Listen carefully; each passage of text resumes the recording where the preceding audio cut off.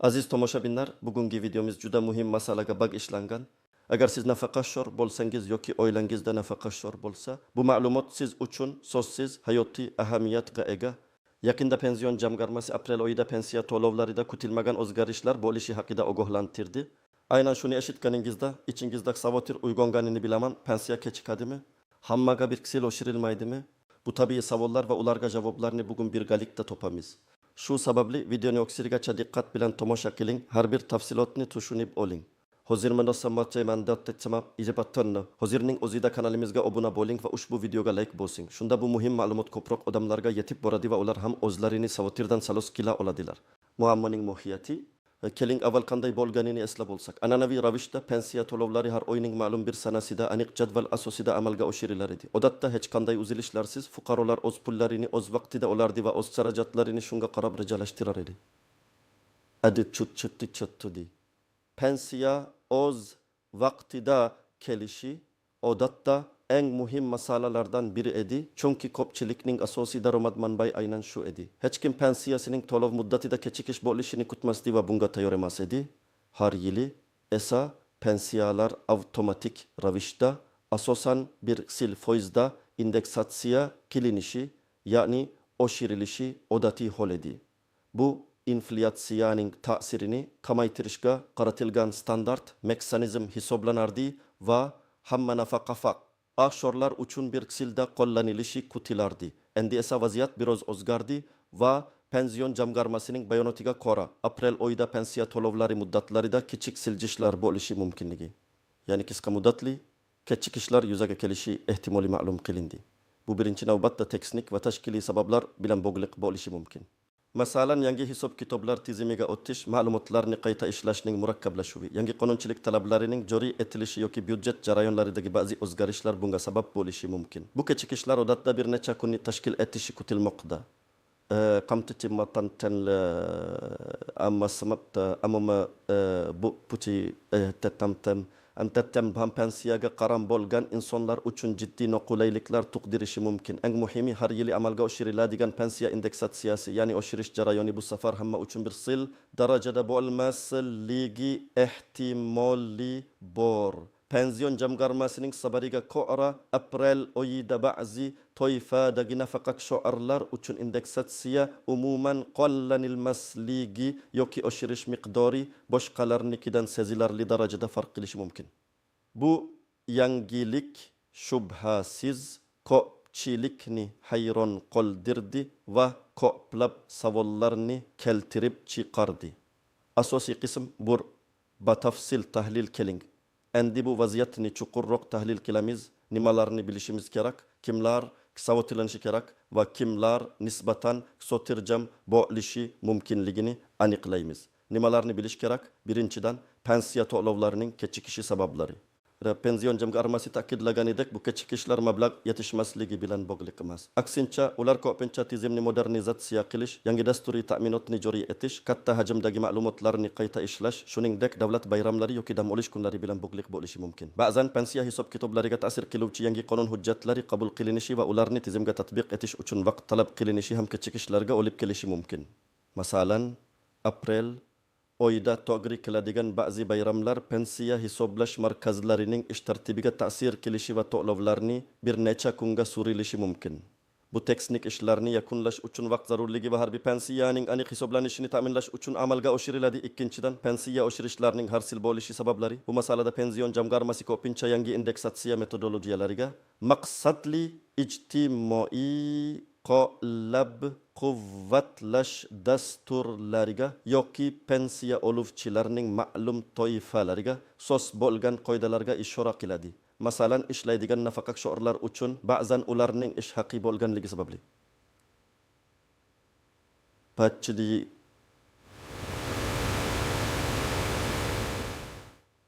indeksatsiyasi qoidalari boshqacha bo'lishi mumkin. Yoki pensiyaning ma'lum bir maksimal chegarasidan oshgan pensiyalar umumiy oshirishdan chetda qolishi mumkin. Ba'zi hollarda eng kam pensiya oluvchilarning ahvolini yaxshilash maqsadida ularning pensiyalari boshqalarnikiga nisbatan yuqori foizda oshirilishi mumkin. Bu esa ijtimoiy adolatni ta'minlashga qaratilgan sa'y harakatlarning bir qismidir. Kimlar xavotirlanish kerak? asosan pensiya to'lovlariga to'liq bo'liq bo'lgan har oyning ma'lum sanasida pulini kutadigan va budjetini shunga qarab rejalashtirgan fuqarolar savotirlanishi mumkin.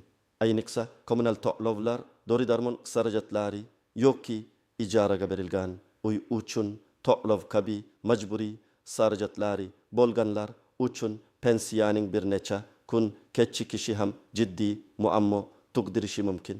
Shuningdek, nafaqaga chiqqandan keyin ham ishlashni davom ettirayotgan nafaqa shoirlar, ba'zi mamlakatlarda ishlaydigan nafaqa shoirlar uchun pensiya indeksatsiyasi qoidalarida cheklovlar mavjud bo'lib, ular pensiya oshirishdan butunlay mahrum bo'lishi yoki boshqalarnikiga nisbatan kamroq oshirish olishi mumkin. Bu shuni anglatadiki, agar siz ishlaydigan nafaqa shoir bo'lsangiz, pensiyangiz umumiy oshirish ro'yxatiga kirmasligi mumkin. Yangi tayinlangan pensiya oluvchilar ham ba'zan yangi tizimga moslashish jarayonida birinchi oylarda kechikishlarga duch kelishi mumkin. Nihoyat pensiya miqdori mamlakatdagi o'rtacha pensiya miqdoridan sezilarli darajada yuqori bo'lganlar ham savotirlanishi mumkin. Chunki ular uchun indeksatsiya qoidalari boshqacha bo'lishi mumkin.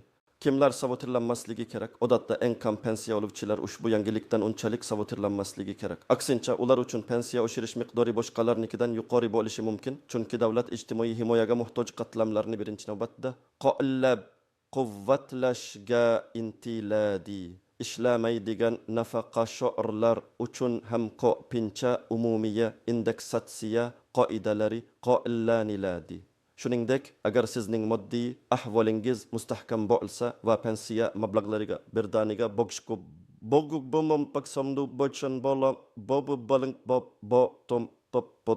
bo'lmasangiz, bir necha kunlik kechikish siz uchun jiddiy muammo tug'dirmaydi. Haqiqiy hayotdan misollar, misol bir pensiya kechikishi. Tasavvur qiling, Murod aka 70 yoshda u har oyning 5 sanasida o'z pensiyasini bank kartasiga oladi. Uning kartasi bor, lekin u pensiya kelishi bilan darhol kommunal to'lovlarni to'laydi. Dori-darmon sotib oladi va nevarasiga kichik bir sovg'a olishni rejalashtiradi. Bu aprel oyida 5 sana keldi, lekin pensiya yo'q. Murod aka kutdi 6 sana, 7 sana. Pensiya faqat 8 sana kuni tushdi. Shu 3 kun ichida Murod aka savotirlandi. Kommunal to'lovlar kechiktirildi. Dorilari tugagan edi. Nevarasiga sovg'a olish rejalari ham kechikdi. Uning uchun bu shunchaki 3 kunlik kechikish emas, balki butun rejalarining buzilishi va ruhiy savotir edi. Sabab esa pension jamg'armasining aksborot tizimini yangilash jarayoni edi. Bu jarayon biroz kutilganidan uzoqroq davom etgan. Misol, ishlaydigan nafaqa shoir uchun indeksatsiya. Gulnora opa 65 yoshda. U nafaqaga chiqqaniga qaramay, qo'shimcha daromad uchun ishlamoqda. Uning pensiyasi 1,500,000 so'm edi. Uning dugonasi Dilorom opa esa ishlamaydi. Uning pensiyasi ham xuddi shunday 1,500,000 so'm edi. Aprel oyida e'lon qilingan umumiy pensiya oshirish 7% ni tashkil etdi. Dilorom opaning pensiyasi avtomatik ravishda 1,640,000 so'mga 1,500 plus 7% oshirildi. Ammo Gulnora opaning pensiyasi esa oshmadi yoki pension jamg'armasining yangi qoidalariga ko'ra ishlaydigan nafaqaxo'rlar uchun oshirish miqdori atigi 10% bo'ldi, ya'ni uning pensiyasi 1,545,000 so'mga oshdi. Bu holatda pension jamg'armasining mantiqi shundan iborat ediki, ishlaydigan nafaqaxo'rlar ish haqi olishadi. Shuning uchun ularni to'liq indeksatsiya qilish shart emas. Lekin bu Gulnora opada adolatsizlik hissini uyg'otdi. Chunki u hamsolliq to'laydi va nafaqaga chiqqan bo'lsa-da ijtimoiy himoyaga muhtoj deb bilardi. Misol 3. Maqsadli oshirish. Olim aka 75 yoshda u faqat eng kam pensiya miqdorini oladi. Bu aytaylik 700,000 so'm edi. Yangi qarorga binoan eng kam pensiya oluvchilarni qo'llab quvvatlash maqsadida ularning pensiyasi umumiy 7% o'rniga 10% ga oshiriladigan bo'ldi. Natijada olim akaning pensiyasi 7,1,000 so'mga 7,20 plus 10% aylandi. Shu bilan birga o'rtacha pensiya oluvchi boshqa bir fuqaro Farhod aka 1,500,000 so'm pensiya olardi va uning pensiyasi 7% ga oshirilib 1,605,000 so'mga aylandi. Bu holatda Olim akaning pensiyasi nisbatan ko'proq foizda oshirildi. Chunki u ijtimoiy himoyaga ko'proq muhtoj deb topildi. Bu hukumatning ijtimoiy tenglikni ta'minlashga qaratilgan harakati edi. Misol par yuqori pensiya uchun cheklov. Zafar aka sobiq katta rahbar bo'lib, uning pensiyasi 5 million so'm edi. Yangi qoidalar joriy qilinishicha ma'lum bir miqdordan, masalan 3 million so'mdan yuqori bo'lgan pensiyalar umumiy foizli indeksatsiyaga kirmaydi, balki ularga qat'iy nominal miqdorda oshirish beriladi yoki umuman oshirilmaydi. Masalan, pension jamg'armasi barcha yuqori pensiyalar uchun nominal 100,000 so'm oshirishni belgiladi. Shunda Zafar akaning pensiyasi 5 million 100,000 so'm bo'ldi. Foiz hisobida bu atigi 2%ni tashkil etdi. Holbuki o'rtacha pensiyalar 7%ga oshirilgan edi. Bu yerda maqsad byudjet resurslarini yanada adolatli taqsimlash va eng muhtoj qatlamlarga ko'proq e'tibor qaratishdir.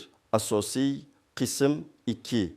Istisnolar, tuzoqlar va noaniq jihatlar. Bu pensiya tizimidagi o'zgarishlar bilan bog'liq bo'lgan ba'zi istisnolar, e'tibordan chetda qolishi mumkin bo'lgan tuzoqlar va tushunilishi qiyin bo'lgan noaniq jihatlarni ko'rib chiqamiz. Istisnolar ma'lum toifadagi fuqarolar, masalan nogironlar, urush faksiriylari, Chernobil fojiasi oqibatlarini bartaraf etishda qatnashganlar yoki boquvchisini yo'qotgan oila a'zolari uchun pensiya to'lovlari va ularni oshirish qoidalari alohida tartibda belgilanadi. Ko'pincha bu toifadagi fuqarolarning pensiya to'lovlari muddatlari qat'iy saqlanadi va ularga qo'shimcha indeksatsiyalar yoki maxsus ijtimoiy to'lovlar taqdim etilishi mumkin. Bu davlatning ularga nisbatan alohida ijtimoiy himoya siyosati natijasidir. Ba'zi hollarda mintaqaviy darajadagi hukumat qarorlari bilan ham pensiya to'lovlari jadvaliga mahalliy sharoitlardan kelib chiqqan holda kichik o'zgarishlar kiritilishi mumkin, ammo bu odatda umummilliy darajadagi e'lonlar bilan bog'liq emas. Tuzoqlar. Noto'g'ri ma'lumotlarga tayanib qolish, pensiya to'lovlari va indeksatsiyalar haqidagi ma'lumotlarni faqatgina ijtimoiy tarmoqlardagi norasmiy manbalardan yoki qo'ni-qo'shnilardan olish jiddiy chalkashliklarga va savotirlarga olib kelishi mumkin. Har doim pension jamg'armasining rasmiy web sayti, rasmiy telegram kanallari yoki mahalliy bo'limlaridan olingan ma'lumotlarga ishonish muhim. Rasmiy e'lonlarni e'tiborsiz qoldirish pension jamg'armasi tomonidan e'lon qilinadigan har bir rasmiy xabarnoma, matbuot anjumani yoki e'lonni diqqat bilan o'qib chiqmaslik o'zgarishlardan bexabar qolishga sabab bo'ladi. Bu esa keyinchalik tushunmovchiliklar va noroziliklarga olib kelishi mumkin. Pensiyaning nima uchun o'zgarganini yoki o'zgarmaganini tushunmaslik. Agar pensiyangiz miqdori kutilmaganda o'zgargan bo'lsa yoki umuman oshirilmagan bo'lsa, sabablarini tushunishga harakat qiling. Bu shunchaki sato bo'lmasligi, balki yuqorida aytib o'tilgan yangi qoidalar bilan bog'liq bo'lishi mumkin. 4. Shaxsiy ma'lumotlarni yangilamaslik, yashash joyi, bank rekvizitlari yoki aloqa ma'lumotlari o'zgargan bo'lsa-da, ularni o'z vaqtida pension jamg'armasiga xabar kelmaslik to'lovlarda kechikishlarga yoki umuman pulni ololmaslikka sabab bo'lishi mumkin. Noaniq jihatlar: 1. Ishlaydigan nafaqashor paradoksi. Ko'plab ishlaydigan nafaqashorlar agar ular ish haq yo'lsalar ham pensiya tizimiga umr bo'yi badal to'laganliklari uchun o'z pensiyalarining to'liq indeksatsiya qilinishini kutishadi. Biroq ko'pincha qonunchilik ularning ahvolini boshqacha talqin qiladi. Ularning joriy daromadini hisobga olgan holda ularning pensiyalarini oshirishni cheklaydi. Bu odamlarda adolatsizlik hissini uyg'otishi mumkin, ammo hukumatning byudjetni taqsimlash va ijtimoiy adolatni umumiy nuqtai nazardan ta'minlashga intilishi bunga sabab bo'lishi mumkin.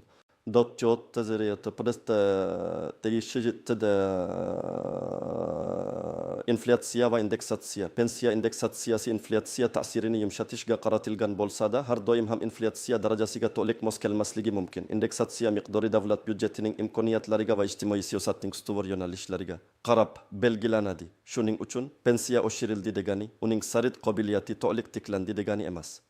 Baza pensiya va umumiy pensiya. Pensiya oshirishlar ba'zan pensiyaning faqat asosiy baza qismiga qo'llanilishi mumkin. Qo'shimcha to'lovlar yoki ustamalar esa indeksatsiyaga kirmasligi mumkin. Bu esa pensiya miqdorining kutilganidan kamroq oshishiga olib kelishi mumkin. Naqd pulsiz to'lovlar ta'siri. agar siz pensiyani bank kartasi orqali olsangiz, ba'zan u pochta bo'limi orqali naqd pul oladiganlardan ko'ra tezroq yoki aksincha kechroq tushishi mumkin. Bank tizimlaridagi teknik ishlash tezligi va poxta xizmatining grafiklari o'rtasida farqlar bo'lishi mumkin. Amaliy maslahatlar, demak, vaziyatni tushunib oldik. Endi nima qilishimiz kerak? Sizga aniq bosqichma-bosqich ko'rsatmalar beraman. Agar pensiyangiz kechiksa, qanday harakat qilish kerak? Rasmiy manbalarni tekshiring. Birinchi navbatda pension jamg'armasining rasmiy veb-saytiga, ularning ijtimoiy tarmoqlardagi sahifalariga, Telegram, Facebook va Hakka kiring. Ko'pincha kechikishlar haqidagi ma'lumotlar u yerda e'lon qilinadi va kechikishning sabablari ham tushuntiriladi. Ehtimol sizga o'xshagan minglab odamlar ham shu muammoga duch kelishgan bo'lishi mumkin. Bir necha kun kuting, agar kechikish 1-2 kunlik bo'lsa, vahima qilmang. Ko'pincha bu teknik sabablar bilan bog'liq bo'ladi va qisqa muddat ichida bartaraf etiladi. Ko'pincha tizim yig'ilgan ma'lumotlarni qayta ishlashga ulgurmay qolishi mumkin. 3. Bank yoki pochta bo'limiga murojaat qiling. Agar pensiyani bank kartasiga yoki pochta orqali olsangiz, avvalo o'zingizning bank filiali yoki pochta bo'limiga murojaat qilib, to'lovlar tushumi haqida so'rab ko'ring. Ba'zan muammo pension jamg'armasida emas, balki pul o'tkazuvchi agentlikda, bank, pochta bo'lishi mumkin. Ularning ichki teknik ishlari tufayli ham kechikishlar yuzaga kelishi mumkin. Shvar pension jamg'armasiga to'g'ridan-to'g'ri murojaat qiling. Agar yuqoridagi choralar natija bermasa va kechikish uzoqroq davom etsa, masalan 3 kundan ortiq mahalliy pension jamg'armasi bo'limiga shaxsan murojaat qiling yoki ularning ishonch telefonlariga qo'ng'iroq qiling. O'zingizning shaxsiy ma'lumotlaringizni, pasport seriyasi, pensiya guvohnomasi raqami taqdim etib, pensiya to'lovi kechikishining aniq sababini so'rang. Ular sizga individual holatingiz bo'yicha ma'lumot berishlari shart. Agar pensiyangiz oshirilmagan bo'lsa yoki kutilganidan kamroq oshirilgan bo'lsa, qanday harakat qilish kerak? Vahima qilmang. Avvalo buksato emas, balki yangi qoidalarning natijasi bo'lishi mumkinligini tushunib yeting. O'zingizning toifangizni aniqlang. Siz ishlaydigan nafaqaxo'rmisiz? Pensiyangizning miqdori qanday? Eng kam pensiya oluvchilar qatoriga kirasizmi? Rasmiy e'lonlar tafsilotlarini tekshiring. Pension jamg'armasining pensiya oshirishlari haqidagi rasmiy e'lonini diqqat bilan o'qib chiqing. Unda qaysi toifalar indeksatsiyadan chetda qolishi yoki ularga nisbatan boshqa oshirish miqdori qo'llanilishi aniq ko'rsatilgan bo'lishi kerak. O'zingizni shu toifalar ro'yxatidan qidiring. Pension jamg'armasidan batafsil hisob-kitob varagini talab qiling. Sizning pensiyangiz qanday hisoblanganini va nima uchun u oshmaganini yoki kamroq oshganini aniq tushunish uchun mahalliy pension jamg'armasi bo'limiga murojaat qilib, pensiya hisob-kitobingizning batafsil bayonotini talab qiling. Bu hujjatda har bir komponentning baza pensiya, ustamalar, indeksatsiya, hisoblash usuli va natijasi ko'rsatilgan bo'ladi.